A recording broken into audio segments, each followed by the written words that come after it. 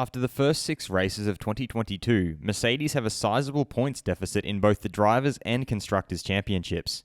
However, some feel that the improved performance Mercedes showed in Spain, coupled with the unreliability plaguing Red Bull and Ferrari, could still allow Mercedes to challenge for the championship.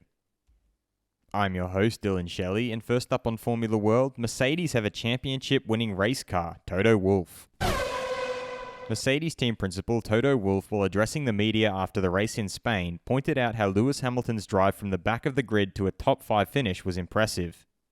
He was 38 seconds or so behind the last cars after his stop, and that's basically game over, but him then showing his very good pace was important for not only his morale, but also our morale. Who would have thought he would climb all the way to 4th before the problem came up? It looked like a world championship winning race car he was driving.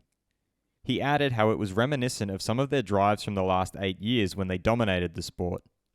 That was not possible in the previous races. It reminded me of last year and the years before when the car and driver are on top of their game.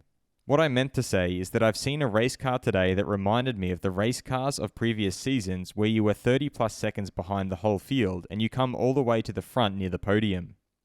He signed off by explaining why they are still in the championship fight. Can we fight for a world championship? We bet we can. But we just need to have a car that is capable of finishing first and second. We have reasons to believe we can get there, but if you look at the odds, they are against that. But motor racing is a different ballgame. We saw today Ferrari didn't score a lot of points, although they should. We are absolutely pushing flat out in order to bring us back into the game. Fast feed. McLaren's Daniel Ricciardo thought at the start of the race it was really slow. I thought maybe temperatures just got too high or something with the tyres. At the start, you're absolutely fighting cars and stuff like that can happen. But yeah, we did a 3-stop race, so I had 4 sets of tyres and was very slow on all of them. Not sure, a really sad race. Red Bull team principal Christian Horner feels that Mercedes are getting themselves back into this championship. I've said from race 1 that they're a very strong team. They've got great strength in depth, and you can see they've made a big step this weekend. Ferrari had a horrible day, but their pace again was very strong this weekend, so I think it's only going to get tighter.